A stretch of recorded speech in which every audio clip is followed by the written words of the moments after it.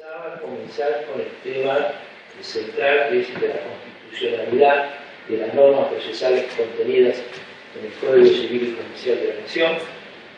Luego pasaría a hacer una revista en general, a vuelo de pájaro, sobre las principales normas procesales que están ahora incorporadas a la ley sustantiva. En tercer lugar, pasaré a detenerme en ciertos principios generales del Código Civil y del proceso, que están contenidos en la normativa.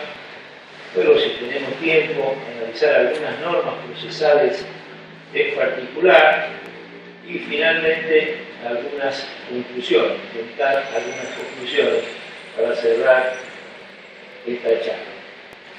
Respecto del primer tema, el tema central, que es el de la constitucionalidad de las normas procesales, bueno, todos sabemos que conforme a la Constitución, el viejo artículo 67 del inciso 11, hoy artículo 75, corresponde al Congreso de la Nación dictar las normas sustantivas y corresponde, o queda delegada, o queda reservada mejor, a las provincias el dictado de las normas de procedimiento.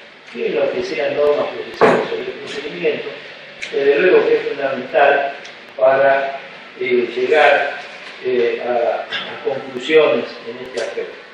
De todos modos, creo que lo mejor para entrar de lleno al tema es referirnos a la vieja doctrina jurisprudencial de la Corte Suprema de Justicia de la Nación, que ha validado desde siempre el dictado por el Congreso de la Nación de normas procesales, con la condición de que éstas fueran indispensables para la virtualidad, para la aplicación concreta de las normas sustantivas.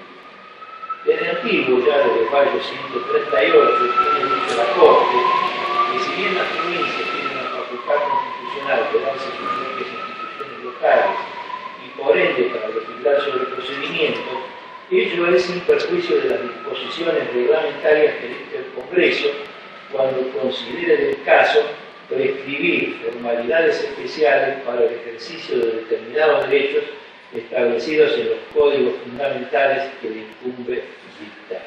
Esta es la doctrina básica que fue desplegada en numerosos precedentes, algunos concretamente interesa marcar uno de fallo 271, página 36, donde dijo el artículo 67, inciso 11 de la Constitución, no impide que se incluyan en las leyes nacionales de fondo medidas de forma razonablemente, y esta es la importancia de este fallo, razonablemente estimadas necesarias para el mejor ejercicio de los derechos que aquella acuerda. Es decir, no es esta una atribución concedida gratuitamente al Congreso de la Nación y sin condicionamiento, sino que el condicionamiento es que deben ser razonablemente estimadas necesarias, razonablemente innecesarias. Así, por ejemplo, el Tribunal juzgó válidas las disposiciones contenidas en el Código de Fondo relativas a la oportunidad de poner la prescripción, por ejemplo, aun cuando la normativa local estableciera algo distinto, o en otro caso indicó que no era inconstitucional el artículo 277 de la Ley de Contrato de Trabajo en cuanto impone el pago por medio de giro a favor exclusivamente del titular del crédito por sus provenientes, pues ello tiene directa vinculación con la efectividad de los derechos requeridos por la citada ley de fondo. Este fallo, que es el fallo 299, es importante porque está marcando un punto que vamos a seguir a lo largo de la exposición, que es el acentuamiento de las potestades del Congreso de la Nación en toda la materia vinculada en general con los derechos sociales. Viene a cuento y viene especialmente a cuento entonces este precedente que aludía a la aplicación del artículo 277 de la Ley de Contrato de Trabajo. Ahora bien, se debate, en este momento se está planteando desde distintos puntos de vista. Por un lado, han cambiado las circunstancias, ya no estamos hablando, hay un trabajo de doctrina que siempre se cita, que siempre se menciona, y que nosotros lo recordamos con especial aprecio porque es de uno de mis maestros, de Amílcar Mercader, que ya en 1939 había escrito una monografía magnífica sobre los poderes de la nación y de las provincias para dictar normas y procedimientos. Y él ya llegaba a estas mismas conclusiones en coincidencia con lo que por entonces ya asomaba como la jurisprudencia de la Corte Suprema de Justicia de la Nación.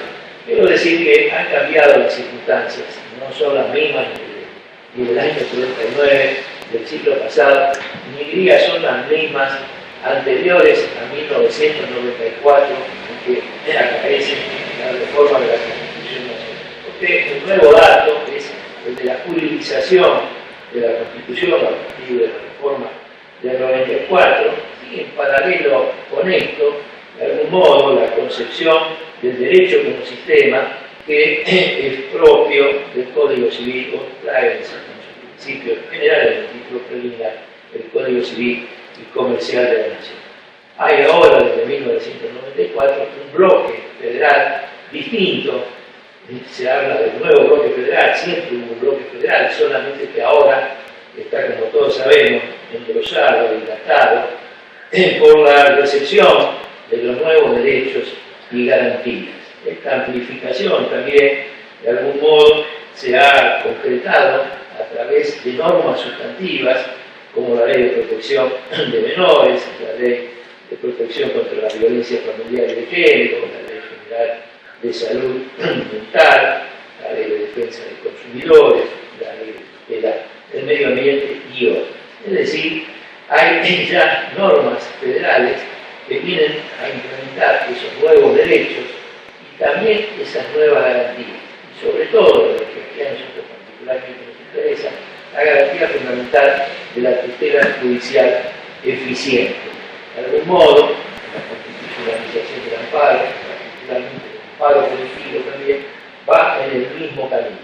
Hay acá entonces una amplificación del Bill of Rights de la Constitución, ahora engrosado también de los tratados por el camino o por la vía del artículo 75, inciso 22, y hay también dentro del esquema constitucional, a partir de la regla básica del artículo 75, inciso 19 y 23, la apertura al Estado social de derecho, la apertura a las acciones positivas, ¿no? La concepción del Estado activo, del Estado actor, del Estado garante de los derechos fundamentales y particularmente una amplificación de los derechos sociales al penetrar por vía también de los tratados, estoy pensando en los tratados vinculados con los derechos económicos, sociales y culturales, además de los otros que todos conocemos, una amplificación entonces de este Bill of Rights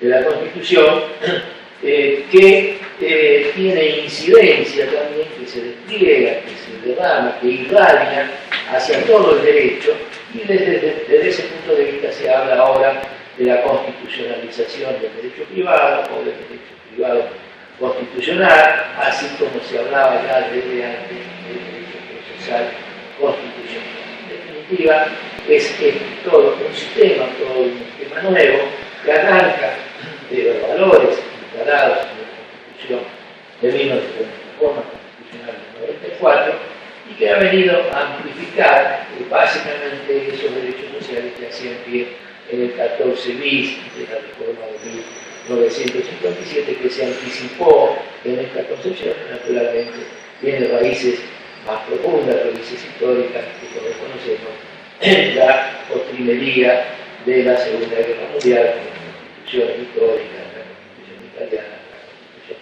federal, la Carta Federal alemana, después replicada de alguna manera en la Constitución española de 1978, que es la que nuestro constituyente toma como base. Esta incorporación de los tratados y convenciones también tiene, creo, una incidencia fundamental en este esquema que estamos analizando de la constitucionalización o del alcance de las atribuciones del Congreso de la Nación. Porque ¿qué ocurre? Creo que la incorporación de los tratados no solo tiene incidencia y frontal en el concepto de soberanía, es decir, hacia afuera, en tanto de algún modo supone una delegación de esa soberanía en órganos, primero en el tratado y luego en los órganos que crea el tratado, como los tribunales internacionales de derechos humanos, sino que también tiene incidencia hacia adentro, hacia el interior. Yo creo que se puede sostener que tiene incidencia en cuanto a las competencias, a la distribución de competencias y al equilibrio de las competencias concedidas al Estado Nacional y al Estado provincial. Hay aquí un nuevo equilibrio de cooperación, hacia afuera y hacia adentro. Cooperación hacia afuera, en tanto la firma del convenio y la asunción de las obligaciones propias de la Convención lo hacen responsable, lo comprometen al Estado Nacional por el funcionamiento de sus instituciones, en tanto de esta o a partir de esta pudiera generarse un menoscabo, una violación de algunos de los derechos establecidos en la Convención o en las convenciones. Esta responsabilidad del Estado que asume en relación a los órganos internacionales supone de alguna manera, es una aproximación, de alguna manera supone una declinación de soberanía. Y al mismo tiempo, hacia adentro, hacia el interior, hacia la distribución de los poderes entre la nación y la provincia, también tiene incidencia, porque el responsable, cada vez que hay un incumplimiento, y la Corte Interamericana lo está marcando, cada vez que hay un incumplimiento, el responsable es la nación, es el Estado nacional.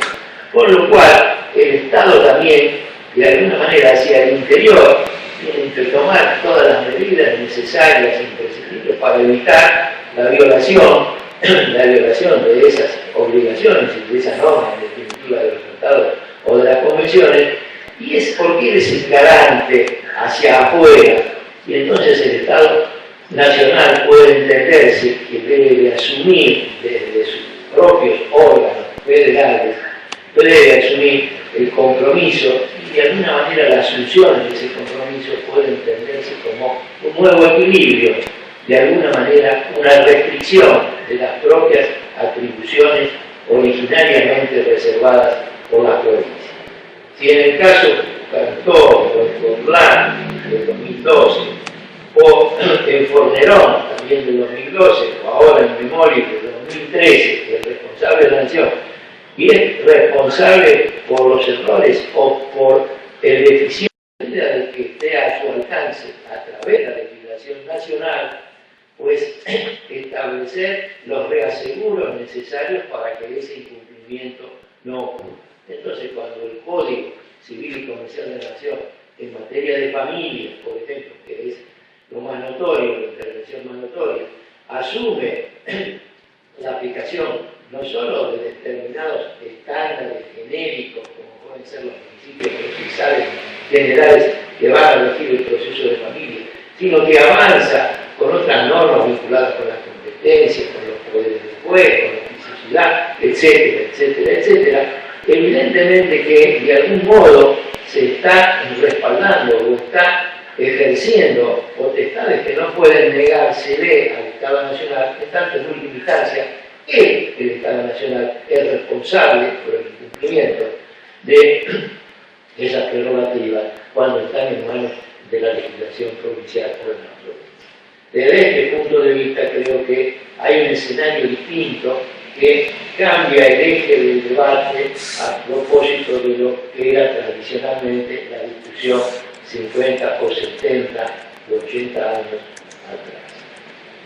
Hay todavía que considerar que las propias convenciones incorporadas a la Constitución y con el nivel de acatamiento que conocemos, contienen normas procesales, por lo cual no podemos agarrar la vestidura desde las convenciones internacionales. Estoy pensando simplemente en los artículos 8 y 25 del Pacto de San José, por no recordar las convenciones relacionadas con los derechos de niños, que tienen infinidad de normas procesales, y todas las demás convenciones tienen también normas procesales, o tienen principios, tienen reglas procesales, que son directamente vinculantes para nosotros. Al mismo tiempo, creo que no hay que dejar de señalar que hay otro aspecto, y esto también una jurisprudencia ya más cercana de la Corte Suprema de Justicia de la Nación, que se vincula con el derecho, con la garantía fundamental de la igualdad. La Corte dijo en un caso que si bien era penal, pero creo que es aplicable también a lo civil, el precedente de fallo 328-1146, si bien no cabe duda que los códigos procesales son materia de legislación provincial en función de la cláusula residual, la existencia de disposiciones procesales en el Código de Fondo plenario parece indicar que el Estado federal ejerce cierto grado de legislación y orientación en materia procesal, con el fin de lograr un mínimo equilibrio legislativo que garantice un estándar de igualdad ante la ley. Y esto también es válido para el proceso civil. También la garantía fundamental de igualdad ante la ley, ahora también reforzada en el nuevo Bill of Rights, esa garantía fundamental, la no discriminación incluida, esta garantía fundamental también requiere que las normas de fondo tengan una aplicación similar, una aplicación en paralelo en cada una de las provincias. De manera que el argumento de siempre, de que no tiene sentido, de que de un lado u otro del riachuelo, de un lado u otro de los ríos que separan nuestras provincias, la aplicación del derecho sea diversa en función de una norma procesal. Desde este punto de vista, acá hay también un argumento que se trae sobre la mesa ahora de algún modo enriquecido por esta doctrina de la Corte Suprema, que es cercana, y que hace entonces el argumento de la igualdad ante la ley. Por otro lado, es cierto, hay una amplitud, hay un avance desprolijo de la Nación, del Congreso de la Nación, en el dictado de innumerables normas procesales que están incluidas dentro del Código. Y esto es lo que genera esta reacción, diríamos, natural, este rechazo, de algún modo espontáneo, a esta resistencia a admitir que el Congreso de la Nación nos esté legislando, nos esté brindando a las provincias ya el material, diríamos, completo, no solo la norma sustantiva, sino también la norma procesal.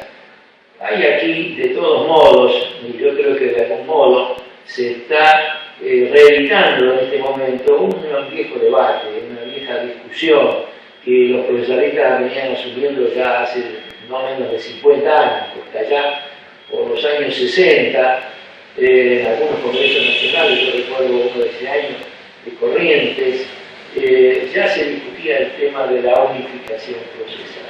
La unificación o uniformación procesal es un viejo debate que tiene dos partes. Ha habido generalmente, de algún modo, acuerdo en la necesidad de informar las leyes procesales, sobre todo para atender a esa garantía fundamental de la igualdad. Pero la otra conclusión era que no era válido, no era posible hacerlo mientras no hubiera una reforma constitucional. En ese entonces, mientras no se reformara el artículo 67, inciso 11. Y lo que se decía en esas instancias era que el camino era el de los tratados interprovinciales. De la misma manera que se resolvió el problema de las comunicaciones en los actos judiciales de las distintas provincias, las comunicaciones, los actos de comunicación, de la misma manera, por tratados interprovinciales o por la adhesión de las provincias a una norma federal, pudiera resolverse ese intríngulis y esa limitación constitucional. Pero lo que es claro es que siempre se ha pensado en la bondad, y se ha subrayado, la bondad de la unificación. La bondad de la unificación que no supone que las provincias estén resistiendo sus atribuciones, sino que contribuyan. Estamos hablando de un federalismo participativo, como decía Friedan, en que las provincias, entre todos, podamos tener un poder, en definitiva, imaginar una ley procesal que sea única y que rija en todo el país. Esa es, de algún modo, el objetivo de la unificación. Ahora bien, lo que ocurre aquí, me parece, es que hay un avance de hecho, aún sin pasar por la vía constitucional, por la vía de los acuerdos interprovinciales, el avance de las leyes sustantivas, particularmente desde la sanción de la reforma de 1994, se ha acentuado. Ya había muchísimas normas procesales en el Código de Vélez, pero la particularidad y el argumento incluso de Vélez era que las provincias no estaban organizadas en ese momento ni eran confiables en sus organizaciones procesales o procedimentales. Entonces, el reaseguro para Vélez era el avanzar, y lo mismo para Acevedo en el Código de Comercio, para avanzar desde la legislación nacional. Claro que ahora ya no podría hacerse ese argumento, naturalmente, pero de hecho, por una expansión de la legislación sustantiva que hace pie y encuentra sus raíces en el bloque de constitucionalidad, este es el punto nuevo, en el bloque de constitucionalidad, pues el avance de esa nación encuentra entonces este sustento ahora diverso, que es el de la implementación, que ya se dio en la ley, diríamos ahora, si no comenzaba con los aquí presentes, a propósito del guaso anterior de la legislación sustantiva que sigue vigente aún no obstante el dictado del Código Civil y Comercial de la Nación, ahora que entra ahora en vigencia, porque se anticipó el Congreso de la Nación y dictó todas estas normas de implementación de la Constitución a que hacíamos referencia. Y allí, en la ley de tutela de los derechos de menores, en la ley de salud mental, en la ley de consumidores, en la ley de protección contra la violencia familiar y de género, en la ley ambiental, ha introducido normas procesales, importantes normas procesales, muchas de las cuales son tanto o más significativas que las que ahora se introducen en el Código Civil. De manera que este debate tiene todos estos ingredientes, no está zanjado, hay que buscar la forma de seguir esclareciéndonos en este punto, no está dicha desde luego la última palabra, habrá que ver de qué manera se reacciona, habrá seguramente planteos de inconstitucionalidad, seguramente puntuales respecto de algunas normas, porque acá también de alguna manera hay que señalar que en este momento sancionado el Código Civil y Comercial de la Nación, más allá de todas las reservas que podamos tener en cuanto a este aspecto de la constitucionalidad, pareciera que en general el Código, por lo menos en tanto y en cuanto esté estableciendo estándares, esté estableciendo pautas generales, abiertas, conceptos indeterminados procesales, en ese punto no habría inconveniente en admitir su constitucionalidad. Luego, en el análisis puntual de algunas instituciones, sí ahí habrá que poner énfasis y habrá que poner la lupa para ver si no es que si es que se ha traspasado esta doctrina, esta equilibrada doctrina que habla y enfatiza que las normas procesales que dicta el Congreso sean necesarias, sean imprescindibles para efectivizar los derechos sustantivos a través de un juicio de razonabilidad, es decir, que razonablemente sean consideradas necesarias e imprescindibles. Y que, desde luego, esta sigue siendo la excepción.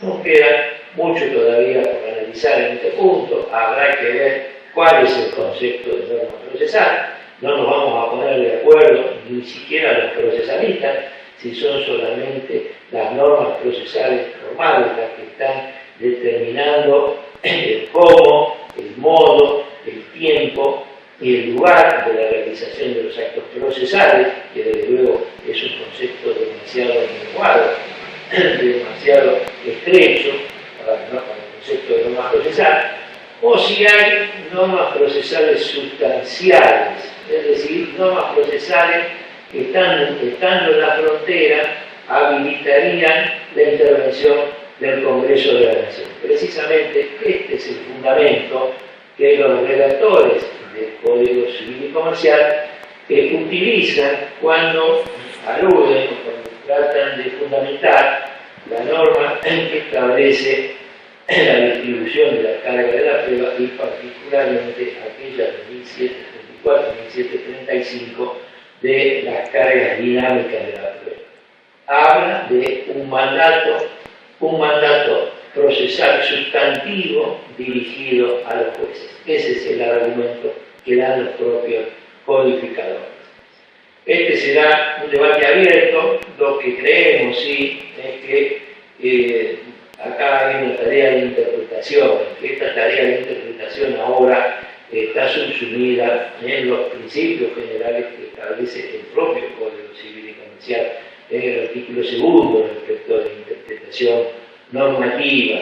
Todas esas pautas del artículo 2 deben ser aplicadas para resolver en los casos concretos si alguna norma, entonces, en particular, pudiera ser contraria a la reserva, a la potestad de reserva que le corresponde a las provincias.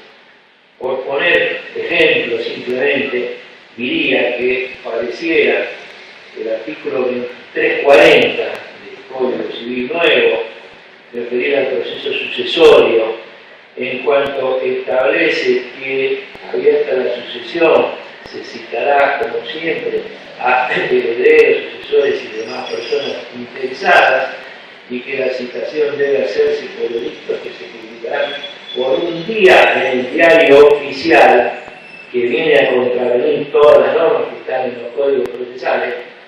Esto es evidentemente una involución desde el punto de vista sustantivo y creo que hay razones poderosas para sostener la inconstitucionalidad de la norma. ¿Qué necesidad? ¿Qué imperiosa necesidad razonablemente había para que el legislador nacional fuera a regular esa minucia de 3 días y 1 día, según como se vea minucia, en realidad 3 días, y no solamente en el boletín oficial, sino en 2 diarios de la localidad, hacen en la interpretación constitucional, hacen a la garantía del debido proceso y hacen al derecho de defensa, no solo de los demás herederos, sino también de los terceros. Con lo cual, atiende mejor la norma procesal de nuestras provincias, que establece los 3 días y en los 2 diarios, que esta norma del artículo 2340, insólitamente incorporada al Código Civil y Comercial, sin ninguna necesidad ni fundamento. Desde otro punto de vista, diría, en el otro extremo, que una norma que es procesal, también típicamente procesal, pero que tiene un fundamento y arraiga en una necesidad que se enmarca en la tutela del derecho sustantivo. El artículo 1908, cuando regula el proceso de usucapión, contiene una norma que establece que una vez admitida la demanda de usucapión o la defensa de usucapión, en un juicio diverso, en un juicio de conocimiento diverso, admitida entonces la demanda o la excepción, el juez dispondrá de oficio, mandato para el juez, la inscripción de la anotación del litis en el registro de la propiedad. Una típica norma procesal, pero que tiene un sentido y un fundamento a propósito de la importancia que tiene la usucapión. No es indiferente, y esto está bien que el legislador nacional lo haya establecido, aun cuando lo pudo haber establecido el legislador procesal. Acá en todo caso hay concurrencia, hay poderes concurrentes. es una norma procesal, pero está correctamente establecida dentro del Código Civil. Y estoy simplemente dando algunos ejemplos. Creo que queda en definitiva, y esto en defensa del sistema de la Constitución, queda en definitiva, no obstante los avances del Código Civil en materia procesal, un ancho campo para el ejercicio de las propias atribuciones y competencias provinciales. Se trata de articular los estándares que están establecidos en el Código Civil. La mayor parte de las normas son estándares establecidos en el Código Civil, en tanto principios abiertos, indeterminados, conceptos indeterminados, que son considerados, que deben ser considerados pisos mínimos. Nada le impide al legislador provincial, este Código Civil no le impide al legislador provincial completar, integrar, superar, aunque superar estas normas del Código Civil. Creo que hay un anchísimo margen, y que espero, si tener tiempo en las conclusiones, remarcarlo, para que las provincias, ejerciendo sus legítimas potestades a través de los códigos procesales, integren, complementen este sistema, que esto es lo que no tenemos que perder de vista. Yo comencé hablando del bloque de constitucionalidad, pasé luego de la instrumentación de ese bloque, de la efectivización de ese bloque a través de las normas sustantivas, de las normas de implementación constitucional que ya referí, y ahora del Código Civil y Comercial de la Nación, y este sistema se integra con las normas procesales. Las normas procesales siguen siendo instrumentales, siguen estando al servicio del derecho sustantivo, de la consagración del derecho sustantivo y sobre todo de las garantías fundamentales de la Constitución, y en este sistema, en este marco, hay queda muchísimo margen para las normas procesales. De hecho, inclusive los avances en materia de proceso de familia, que es el proceso típico en el que más avanza el Código Civil, aún en ese terreno hay muchísimo margen para que las provincias, por la vía de las normas procesales, integren este sistema, que tenemos que entenderlo como que arranca de la convención, arranca de la Constitución, se integra con las normas sustantivas globales, podríamos decir, o sistémicas, como es el Código Civil y Comercial de la Nación, y las otras normas sustantivas que también integran el complejo, diríamos, de atribución del Congreso de la Nación. Y se integran, por supuesto, con las normas procesales, y de luego también con la jurisprudencia. Estos temas también estaremos acá pendientes de cómo va evolucionando la jurisprudencia. Bueno, dicho esto, respecto de este primer punto, vamos a pasar rápidamente, rápido, a hacer así, a vuelo rasante, alguna enunciación sobre las normas procesales que están en el Código Civil. Por de pronto, el punto a restricciones a la capacidad, los artículos 33 y siguientes, hay normas sobre legitimación activa, intervención del interesado, el presunto incapaz, persona ahora en cuyo interés se lleva adelante el proceso, ya no más presunto incapaz, atribuciones y obligaciones del juez, inmediación, entrevista personal, medidas cautelares para garantizar derechos personales y patrimoniales, intervención de un equipo interdisciplinario, y acá está avanzando ya no solamente sobre normas procesales típicas, sino sobre normas organizacionales, contenido de la sentencia, revisión de la sentencia.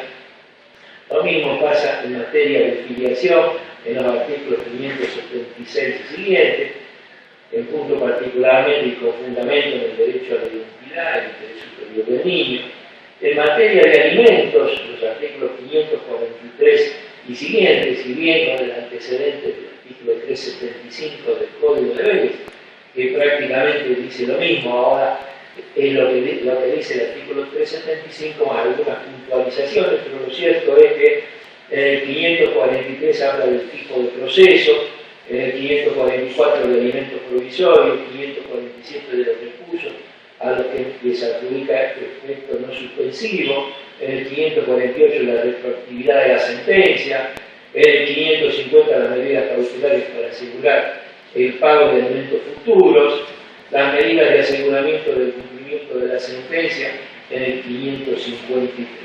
En los procesos de familia, los artículos 705 y siguientes, principios generales, el 706, tutela judicial efectiva, inmediación, buena fe y lealtad procesal, oralidad, oficiosidad en el impulso y en la instrucción, acceso limitado al expediente, confidencialidad, y luego avanza en particular respecto de la carga de la prueba, las cargas dinámicas, en el artículo 710, que dicho sea de paso, con una regulación diversa en el artículo 1735, en la función resarcitoria de las obligaciones, en el 1775 es más amplio, si tenemos tiempo luego hacemos la referencia en particular, pero acá hay indudablemente una falta de coordinación entre los que redactaron una norma y los que redactaron la otra, el tema de la admisibilidad de los testigos, el tema de las medidas provisionales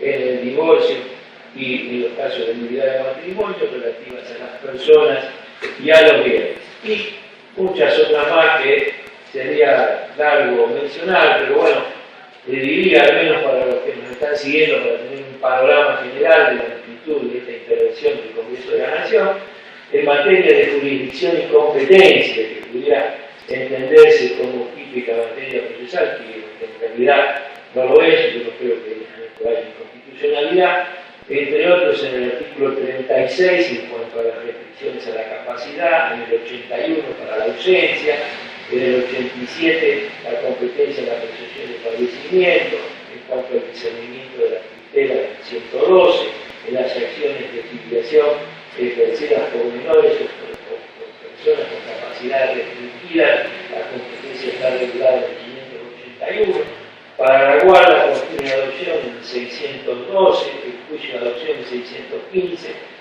el proceso sucesorio en el 2003-36 y muchísimos otros supuestos más que no voy a detenerme. Pero lo cierto es que ya con la sola enumeración vamos tomando conciencia de que efectivamente hay un avance.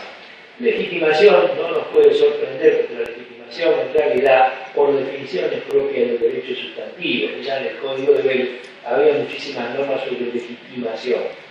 Pero acá las normas también están prácticamente en la mayor parte de los temas que está expresando. Así tenemos normas sobre legitimación en cuanto a la declaración de incapacidad, en cuanto a la declaración de ausencia, la declaración por fallecimiento presunto, la remoción de tutor, la nulidad de matrimonio, el divorcio, la impugnación de filiación presumida por la ley, los alimentos, la legitimación en materia de publicidad ilícita, y me cansaría y los cansaría a ustedes si sigo leyendo todo lo que tengo acá anotado. Es decir, estas normas se multiplican y se multiplican. Me interesa así señalar algo de interés profesional, particularmente, en cuanto a la representación voluntaria. Ustedes pensarán también que esto es propio de la legislación procesal de hecho, los códigos del artículo 47 habla, por ejemplo, reclama la estructura de poder. Ya ahora la representación no está previsto para nada, que el poder para ejercer la representación se otorgue mediante escritura pública. Puede hacerse mediante documento privado. Esto es un punto que tendrán que resolver los códigos procesales por la vía de incluso probablemente, si no se lo hace rápidamente, por vía de alguna reglamentación o acordada de los superiores tribunales, porque de alguna manera hay que llenar este vacío. O se hará mediante acta ante el tribunal, para lo cual hay que reglamentarlo de todos modos, como se puede hacer en materia laboral, o se buscará alguna otra forma para darle autenticidad.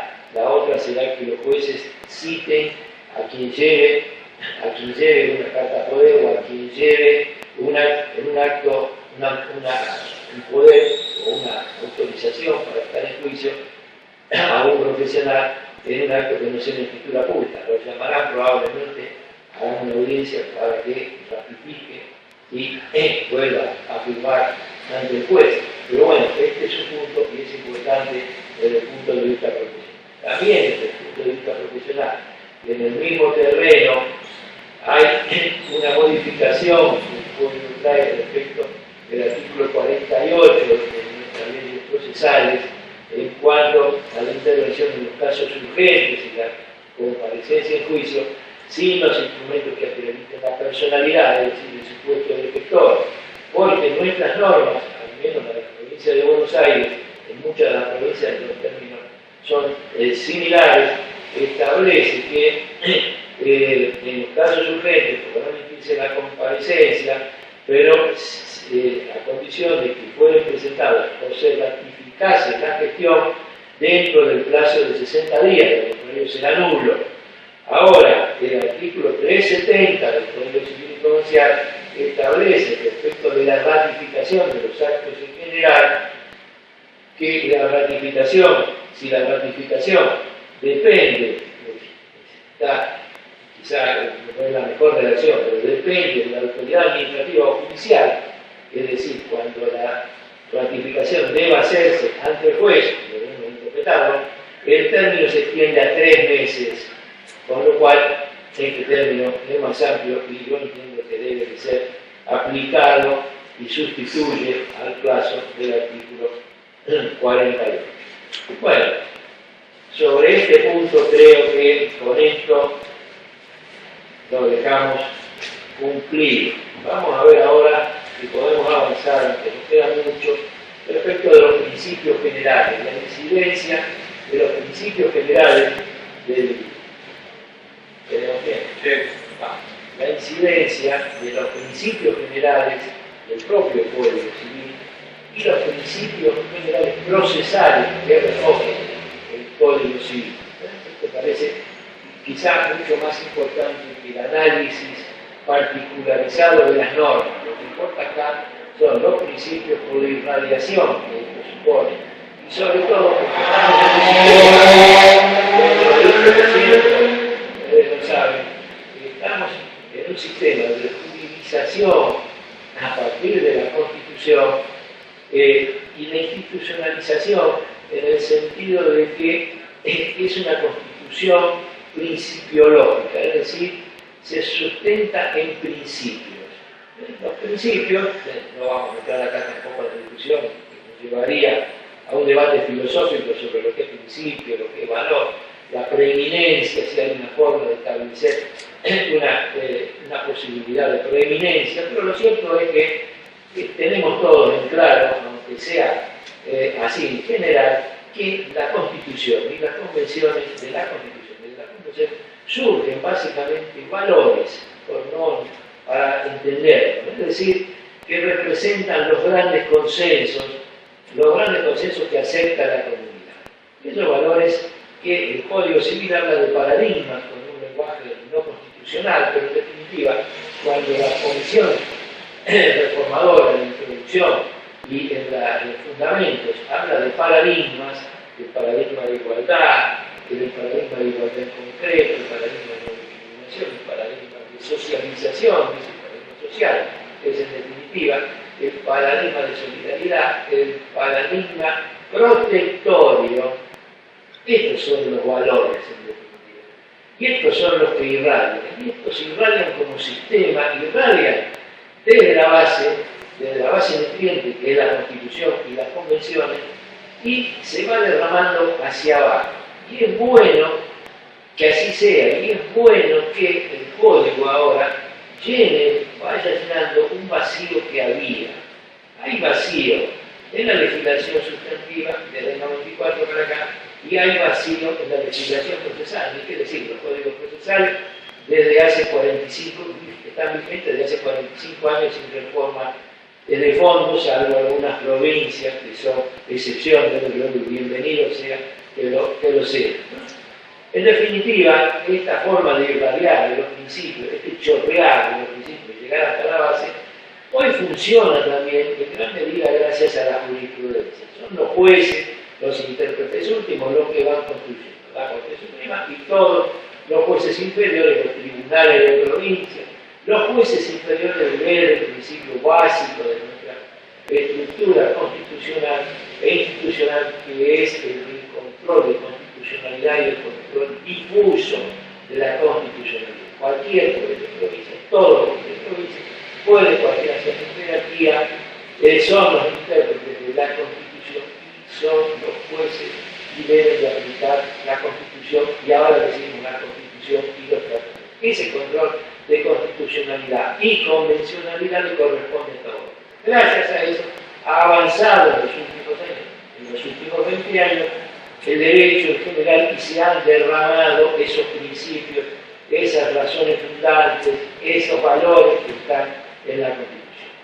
Ahora, ¿qué es lo que hace el Código Civil? Y esto es lo más importante quizá de todo. Bueno, pone también acá el ladrillo que faltaba, el ladrillo intermedio. Entonces, por ejemplo, y esto por esta comunidad de ideales que tenemos con Ricardo en homenaje a estos ideales. Este principio protectorio estaba de hecho en la jurisprudencia, estaba de hecho en muchas decisiones, pero ahora tiene un espaldarazo mayor, porque ahora desde lo que se supone o lo que se pretende, un sistema integrado, está llenando este espacio.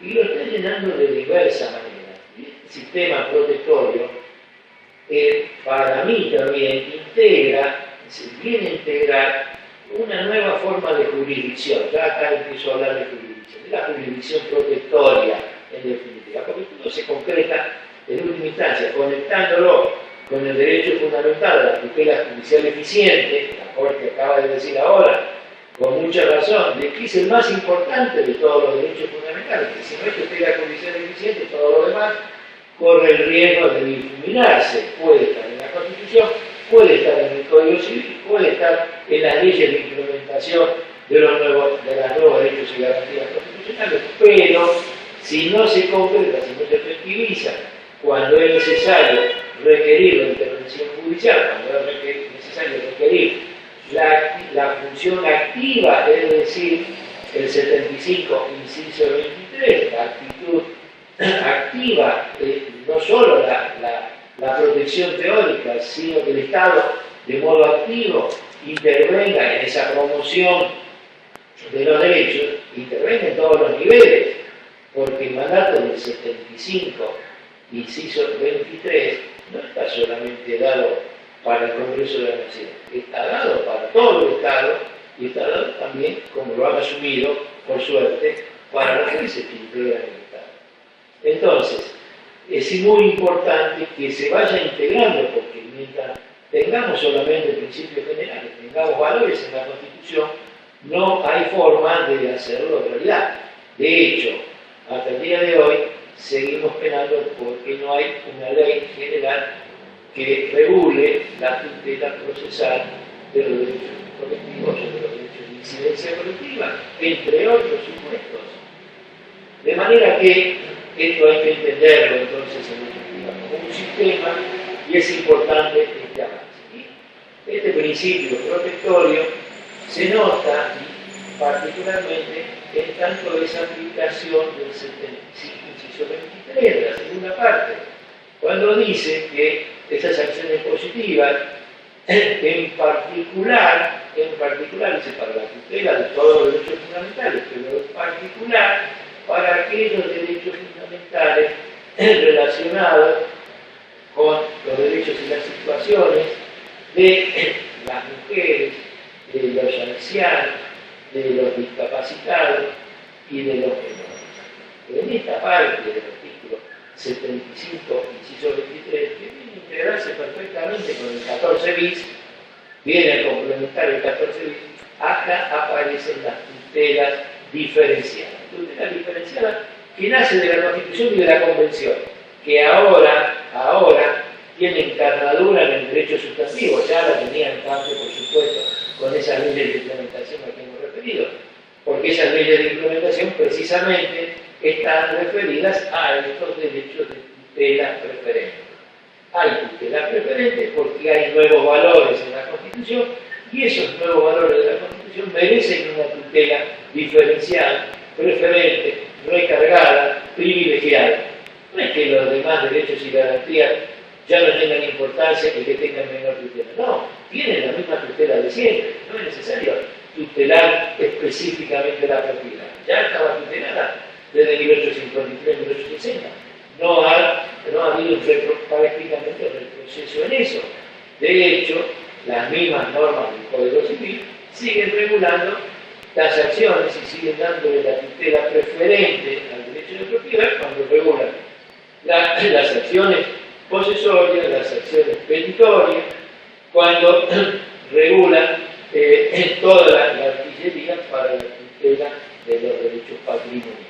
No se trata de los derechos patrimoniales. Los derechos patrimoniales siempre tuvieron tutela preferente. Se trata de que los otros nuevos derechos, estos nuevos derechos que podríamos decir, para englobarlos de alguna manera, sociales o derechos económicos, sociales y culturales, pensando en la Convención Internacional, que estos nuevos derechos asciendan en la tutela y en definitiva que estén en el mismo nivel de estos, de los patrimoniales, que antes estaban en situación claramente diferenciada. Este ascenso se logra a través entonces de este paradigma, diríamos, o de estos valores protectorios, paradigmas protectorios para el Código Civil y jurisdicción de acompañamiento desde lo procesal, es decir, desde lo procesal, tutela procesal diferenciada, instituciones procesales que vienen a completar la tutela constitucional y la tutela sustantiva. Entonces, lo que ocurre acá es que de alguna manera, frente a la inercia del legislador procesal, de alguna manera también, el legislador nacional ha avanzado y en estos derechos se ha despachado con normas procesales a su gusto, y sin limitar, sin pensar bastante y sin pensar dos veces si eran estrictamente necesarias, razonablemente necesarias o indispensables. Pero veamos. Entonces, en cuanto a los procesos de familia en general, lo cual tiene incidencia, desde luego, también, además de las otras normas protectorias que tiene el proceso de declaración ahora de capacidad restringida, o el proceso de adopción, el proceso de alimentos, o los procesos de familia en general, pero en particular las normas generales que están en el artículo 706. Ahí se habla de tutela judicial efectiva. El proceso en materia de familia debe respetar los siguientes principios. Principio general, tutela judicial efectiva. Bueno, no está mal que lo diga, pero ¿por qué solamente respecto del proceso de familia? La tutela judicial efectiva irradia desde la Constitución, desde la garantía del debido proceso, desde la construcción que hace la propia jurisprudencia de los tribunales, irradia desde el artículo 114, apartado cuarto, último infine, cuando habla, refiriéndose a una potestad que adjudica al Consejo de la Magistratura de la Nación y que no ha merecido mayor reparo, pero que ahí está la tutela judicial eficiente, porque dice que corresponde al Consejo de la Magistratura dictar los reglamentos necesarios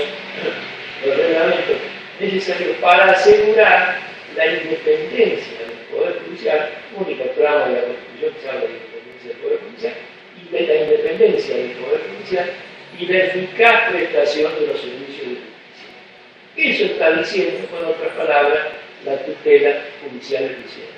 La eficaz prestación de los servicios de justicia es exactamente la tutela judicial eficiente que baja del artículo 8 del Pacto de San José, incorporado del artículo 22 a la Constitución. En definitiva, entonces, tutela judicial efectiva, bienvenida sea, pero yo digo, esto irradia para todos, lo tomo como principio general dentro del Código Civil, y digo, esto se irradia para todos los derechos, y particularmente para los derechos de tutela preferente. Esta categoría de derechos que tutela preferente que nace del 75 inciso 23, al final, pues esta categoría entonces se sustenta básicamente en la tutela judicial eficiente, que vamos a hablar de tutelar los derechos de los ancianos, de las mujeres, etcétera, si no tenemos tutela judicial eficiente. Entonces yo digo, este principio general no solo se aplica a estos procesos, sino en todos los procesos, pero luego también, si todavía le faltara sustento, para los procesos o para los derechos sustentados en el artículo 14 bis. Esto está claro. El principio de inmediación, sí, pero no es solamente la inmediación para el proceso de familia, en todos los procesos de la preferente, en un proceso de consumidores, en un proceso de tutela del ambiente, en un proceso en el que estén en juego derechos fundamentales de la institucionalidad democrática y republicana, que nadie se acuerda, pero que están allí y son tan derechos de incidencia colectiva como los demás, el derecho a publicar las ideas libremente, el derecho de no censura, el derecho fundamental a la transparencia en los negocios públicos, el derecho fundamental a la información, que forma parte de la jurisprudencia de la Corte también, del derecho a publicar las ideas por la prensa, por ejemplo. Entonces, estos derechos de la institucionalidad democrática también son de la misma, la Constitución y los derechos y las convenciones le dan exactamente la misma encarnadura que los derechos de tutela preferente a los que estoy refiriendo. De hecho, cuando se habla de no discriminación, por ejemplo, o cuando se elabora la doctrina de la presunción de inconstitucionalidad de los actos discriminatorios, en definitiva, esos son derechos fundamentales de la institucionalidad republicana y democrática también. De manera que la gran importancia que tienen estos principios generales, así discriminados un poco a voleo, echados a voleo en este artículo 706, esto irradia, pienso, y de acá se pueden sacar muchas conclusiones en la interpretación. No nos olvidemos que ahora el artículo segundo incorpora, ya no habla de las palabras de la ley, pero habla también de las leyes análogas, principios generales. Las leyes análogas le dan un margen muy importante, mucho más margen después en la interpretación, que han tratado a la voluntad legislativa, a la voluntad originaria, sino que ahora, por vía de las leyes análogas, puede hacer lugar, por vía de interpretación, estas normas rigen en un proceso de familia. Si voy en un proceso de consumidores, aplico el mismo principio, invoco el mismo principio y digo que me lo apliquen en el consumidores, en el medio ambiente, aún cuando estén en el 706, porque en definitiva todos derechos tienen la misma encarnadura. Bueno, buena fe y mediación, buena fe y lealtad procesal. Esto me parece importante y esto creo que tiene que conectarse con otro principio general, no ya procesal, sino principio general del derecho, que está en el artículo 10 ahora, que es el derecho o es el abuso del derecho. El abuso del derecho, la posibilidad de que ese abuso también ocurra en el ámbito del proceso, que está especialmente previsto ahora en el Código que habla también del derecho a la reparación. Entonces, si conecto este principio general procesal de buena fe y libertad procesal con el otro, con los principios de buena fe que están en la parte del título introductorio, el principio de buena fe en general, y el que proscribe el abuso del derecho y sanciona el abuso del derecho allí, como lo sanciona particularmente los códigos procesales en materia de abuso del proceso en medidas cautelares, esa pauta ahora está amplificada desde el artículo 10 del Código Civil. Y ahora puedo sostener, haciendo pie en ese principio general del Código y haciendo pie en este principio general visitado acá en el 706, puedo avanzar, va a poder avanzar el legislador procesal, debe de avanzar el legislador procesal, en el acentuamiento del principio de colaboración, del principio de buena fe dentro del proceso, de no solo la proscripción de la temeridad y la sanción de la temeridad, sino avanzar con otros instrumentos procesales, en definitiva, para erradicar la mala fe y el abuso dentro del proceso, haciendo bien en estas normas. Entonces, la importancia de los principios generales del Código Civil y de los procesales dentro del mismo Código Civil. Oralidad.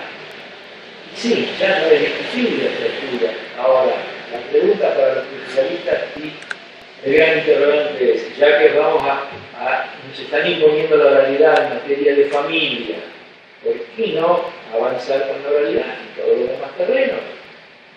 ¿Por qué no avanzar con la oralidad en todos los demás terrenos? Acceso limitado al expediente. Normas procesales que deben ser aplicadas, dice el artículo 706, lo que es muy importante, está hablando tal de la interpretación y de la aplicación, de modo de facilitar el acceso a la justicia. Está diciendo, por una vía lateral, de que acá lo fundamental es asegurar el acceso a la justicia. Claro, el acceso a la justicia lo podemos entender, de hecho se entiende, dentro del concepto más amplio de tutela judicial eficiente.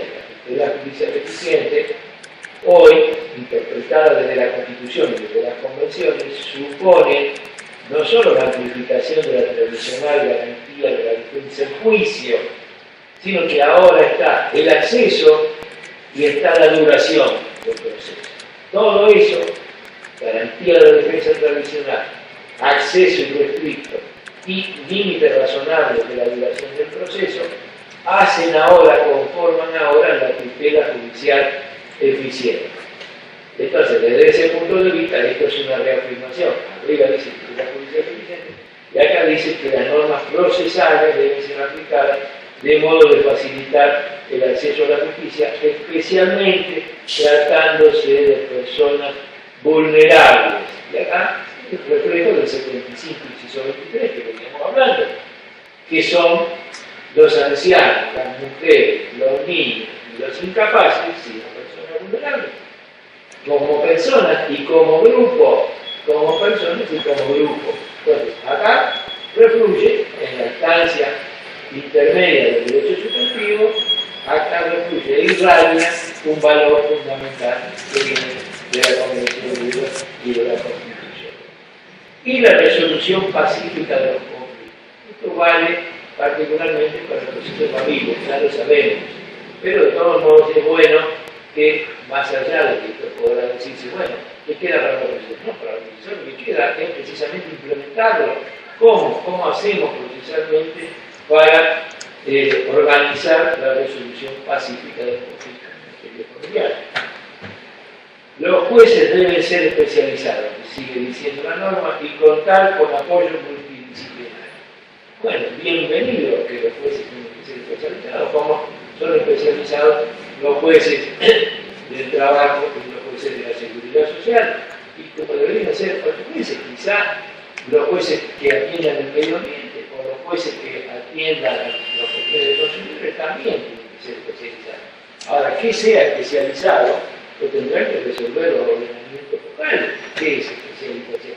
Es que haya hecho 2 cursos, es que organicemos algo, que busquemos formas objetivas, porque resulta que después cuando vemos las designaciones todos son especializados, pareciera.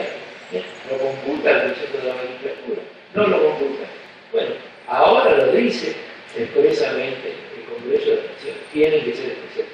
¿Qué es lo que sea especializado? Lo dirán los ordenamientos procesales. Y contar con apoyo multidisciplinario. Y acá está ingresando en un terreno que en principio se supone que es propio de la organización judicial. Si algo no puede discutirse, aún invocando el 67 inciso 11 o el 75, es que a las provincias les queda por lo menos la organización judicial. Pero la organización judicial simplemente está fijando un estándar, está diciendo que para el mejor juzgamiento de esto es necesario que los jueces cuenten, no solo que sean especializados, sino que cuenten con apoyo multidisciplinario. Y no es novedad la ley de salud, la ley general de salud mental, expresamente establece este sistema. Y nadie rasgó su vestidura, quizás porque es un cuadro de leyes nacionales que se nos vienen encima, nosotros los abogados, a veces no alcanzamos a dar cuenta, no alcanzamos a reaccionar, pero ya estaba en la ley nacional. Quiere decir que ya la ley nacional, la Convención Nacional, estaba obligando a todas las provincias a organizar su justicia de familia o su justicia civil, en cuanto no hubiera justicia de familia, de modo de que para resolver esos tipos de conflictos tuvieran gabinetes multidisciplinarios. Eso lo dice la ley de salud mental y ahora lo vuelve a repetir en el capítulo correspondiente del Código Civil y Comercial. La decisión que se dicte en procesos en que están involucrados niños, niñas o adolescentes debe tener en cuenta el interés superior de esas personas. Acá viene otra norma que irradia muchísimo, porque es cierto, en las cuestiones de familia, lo que caracteriza la actitud del juez ante este juez de familia es que debe, entre otras cosas, sustancialmente, debe de tener como norte básico el aplicar el interés superior del menor, porque viene de la Constitución y viene de los tratados. Ahora, ese juez es un juez particular, es un juez que no es solamente el juez que tiene a su cargo la mera jurisdicción dirimente de decir quién ganó el conflicto y subsume una norma, sino que además es un juez que es partícipe activo, es garante, es ejecutor de un interés particular determinado. Así como el juez del trabajo es el garante del interés superior del trabajador, aquí el garante, el ejecutor, el que lleva adelante, el que lleva al estandarte, es el juez. No es el simple juez civil. Acá tiene otras potestades. Y lo mismo pasa con todos los jueces que deben resolver estos derechos, porque tienen en sus manos la decisión de estos derechos de tutela preferente. Todos llevan consigo la carga de inmiscuirse, la carga de comprometerse, la carga de hacerse actores directos sin perder la imparcialidad, por supuesto, pero hacerse directos actores. ¿Quién es el que dice por dónde pasa el interés superior del menor? Es el juez. ¿Quién es el que dice por dónde pasa el interés superior de la tutela del ambiente? Es el juez. ¿Quién es el que dice por dónde pasa el interés superior de la persona sujeta a restricción de su capacidad? Interés superior también es el juez. Entonces, es una nueva visión de los jueces, es una nueva jurisdicción. Por eso, al lado de la jurisdicción tradicional, aparece esta jurisdicción protectoria, por decirlo de alguna manera. ¿Protectoria para qué? Para la tutela de estos derechos fundamentales de tutela preferente, de tutela privilegiada. Y esto se tutela entonces desde la norma de la Constitución, desde la Comisión, desde el derecho sustantivo y luego concluyen desde el derecho procesal. Y mientras no haya norma sustantiva o norma procesal, los jueces, por vía de interpretación y por vía de aplicación de la Constitución, porque estas garantías de la Constitución y derechos fundamentales son de self-executing, es decir, son de operatividad directa, lo que así hicieron los jueces con el amparo. No había amparo colectivo regular, bueno, directamente lo armaron los jueces a través de sus decisiones. En definitiva, ya sí, ahora estoy terminando, pero no pude concluir con todo lo que les anticipé, pero al menos quiero llegar a las conclusiones. Yo diría que, ¿qué es lo que se avisó a partir de acá? Yo creo que acá ahora lo que se viene es la reforma procesal, y esto es lo más importante. Creo que desde nuestro punto de vista, los procesalistas de todo el país, desde las provincias, porque siempre las provincias fogonearon la reforma procesal, es decir, siempre fueron el banco de pruebas, no solo las provincias. En un momento el liderazgo lo tenía la provincia de Buenos Aires, después se trasladó al interior, las provincias patagónicas, las nuevas provincias con todo el impulso de la etapa fundacional de sus propias provincias y de sus instituciones, hicieron mucho por el derecho procesal. De nuevo está abierto ahora el debate en todos los ámbitos provinciales y tenemos que esforzarnos por llenar desde nuestra perspectiva este eslabón ahora que queda suelto. Recientemente Julio Rivera decía que a propósito del problema grande del derecho transitorio, que bueno, estaba faltando la implementación procesal de estas normas del Código Civil. Y es cierto, esta es la etapa que viene y este es el gran desafío para los procesalistas y para los procesalistas desde las provincias hacia la nación. De modo que, bueno, ese es el gran debate, adecuar nuestros códigos procesales civil y comercial. Y creo yo que es fundamental aprovechar la oportunidad para ponerlos a tono, para ponerlos en nivel. Hace, como decíamos antes, casi medio siglo que no hay reforma estructural. Es el momento de aprovechar. Se van a reforzar, se tienen que modificar los códigos procesales para adecuarlos al Código Civil. Pero hay la oportunidad de agregar e incorporar a los códigos procesales todas las viejas instituciones o las nuevas instituciones, las novedosas instituciones que está esperando, que de alguna manera han sido desarrolladas por la jurisprudencia. Las tutelas anticipatorias, los procesos suspendentes, la intervención en la etapa preliminar para la investigación preliminar, todo el esquema de los recursos que hay que adecuarlo, en fin, las nuevas instituciones que tendrían que incorporarse aprovechando estas circunstancias. Y acá lo que hay que hacer, creo, es trabajar desde los principios que son los grandes valores y que los tenemos a disposición porque están en la Constitución, están en las convenciones, ahora en el Código Civil, muchos de ellos, y sobre todo están en la jurisprudencia. Entonces, con esos principios y a partir de esos principios, elaborar un nuevo esquema procesal, en definitiva, un esquema procesal que esté a tono con los tiempos, que nos permita sortear a todos, desde las provincias, desde las propias organizaciones procesales y jurisdiccionales, de los procesales, sortear y hacer de nuevo, hacer que Argentina no quede de nuevo en el nivel al cual nos llevan estas últimas decisiones de la Corte Interamericana de Derechos Humanos. Lo que nos pasó en Fornerón, o lo que nos pasó en tantos en precedentes que he mencionado, es posible que nos vuelva a pasar, porque si nos asomamos a la forma defectuosa, morosa en que están trabajando las jurisdicciones provinciales y la jurisdicción nacional, seguramente que vamos a estar en la mira de las tribunales internacionales.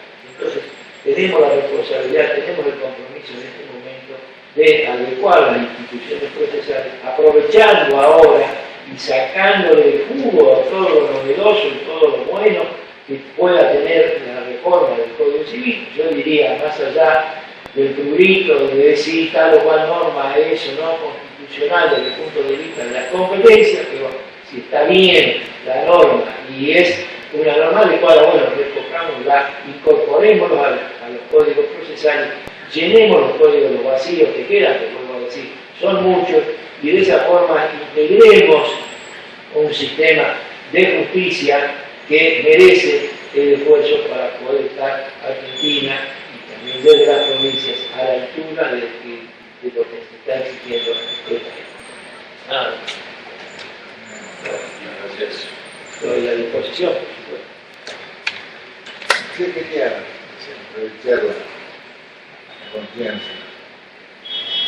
Todo el esfuerzo que existe para enaltecer dentro del código la función que tienen los principios, como lógico y respondiendo a lo que habías dicho, es compatible, ¿no?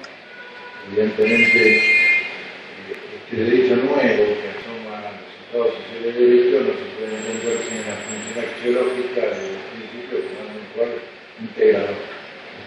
Ahora, es enaltecido fundamentalmente el artículo segundo del Código, donde los principios son considerados en función de la interpretación que debe darle el juez a las normas.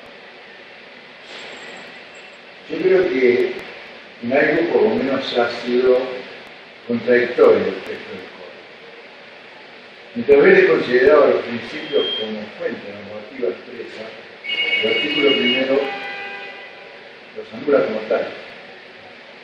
No lo menciona como fuente normativa, entonces coloca el principio como una valoración ética que fuera jurídica. Sin embargo, creo que tienes total razón en la interpretación que estás dando, que tus razones no son las que vienen de la sistemática del Código, sino que se desprenden de orden constitucional. No, ese es el enfoque, por supuesto. Yo creo que debemos todos repasar un poco la Constitución. Y atención, no soy de los que piensan en un nuevo neoconstitucionalismo, siempre hay neos. No, todo si lo limitamos todo, es como hablar de modernidad.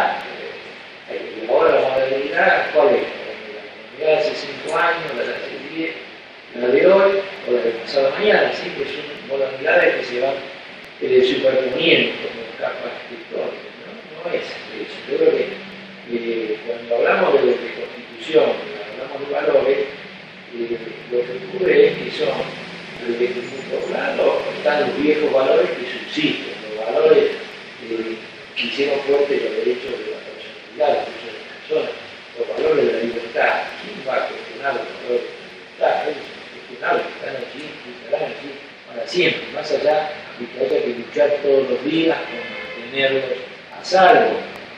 Eso también, pero bueno, la lucha por los derechos, seguramente. Pero hay nuevos valores, y lo que tenemos que interpretar son estos nuevos y darles a estos el lugar y la jerarquía que les corresponde. Este es el punto.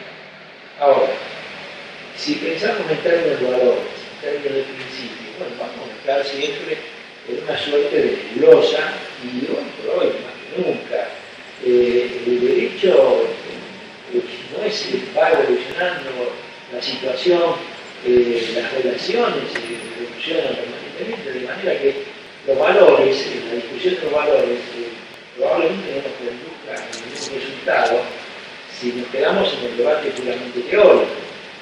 Lo único que podemos hacer es interpretarlos y valorarlos y tener conciencia de la manera que funcionan. Estamos hablando de igualdad. ¿Qué estamos descubriendo? No estamos descubriendo nada.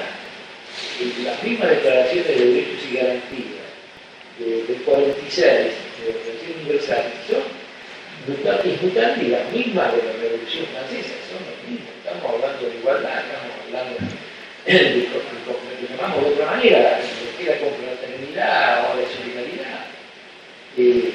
Pero son los mismos valores. Pero lo que hay es una interpretación diversa, producto de la necesidad de adecuarnos a las necesidades del momento. Clásica evolución, el clásico ejemplo, un ejemplo abierto, que todavía no podríamos cerrar, pero la interpretación de la igualdad para la Corte Norteamericana en relación a la gente de color y la interpretación de la Corte Suprema del 1854, que necesitó el horror de la interpretación que asimiló a la gente de color a las cosas, necesitó la guerra de secesión. 50 años después, en el caso Ferguson, en 1896, otra vez se plantea y ahí dice diferentes pero iguales, o iguales pero diferentes, como queramos interpretar. Se vuelca, porque cambiaron las circunstancias 50 años después. Era el mismo derecho de la gente de color a ser considerado igual. Y después, en 1953, 54, cuando se plantea el caso Paul Education, era exactamente lo mismo. Y ahí dejaron de lado la tercera interpretación. Ya no es más diferente por igual, eso es inconstitucional. Entonces, es por vía de interpretación donde van cobrando sentido y operatividad en concreto los valores que están ahí desde siempre y van a estar desde siempre. discusión casi filosófica. Ahora, de cualquier manera, entendido el valor como un principio de interpretación es un concepto integrador de la tarea del juez al aplicar el derecho. El entendido el principio como una norma es un deber del juez no solo interpretar, sino aplicar de acuerdo a un orden normativo. Lo que has explicado en ninguna medida cuando te has referido a los principios fundamentales, coloca estos principios fundamentales en un orden, incluso propio del derecho de gente, que pasa por arriba de la Constitución. Porque el principio es norma de norma. El principio es norma de norma. Que el código no diga que el principio es una norma, es una fuente normativa, y es una prudencia grave. Aunque es cierto que el renglón seguido, con una visión de jueces, tiene una percepción específica de la ciencia del derecho del operador que no es juez, lo pasa a considerar un método de interpretación. Así es. La lectura del artículo 1 y 2 será permanente y habrá que ver de qué manera se lo interpreta. Yo creo que se integran los dos indiscutiblemente y que en definitiva son muy importantes para entender el sistema. Y entendido que es el valor axiológico normativo del principio en todo el conjunto del código que va asimilando el esquema del garantismo y del derecho, a veces desordenadamente, pero lo va asimilando, va a implicar aceptación plena de esto que en definitiva estoy explicando y que está mal expresado en el artículo primero.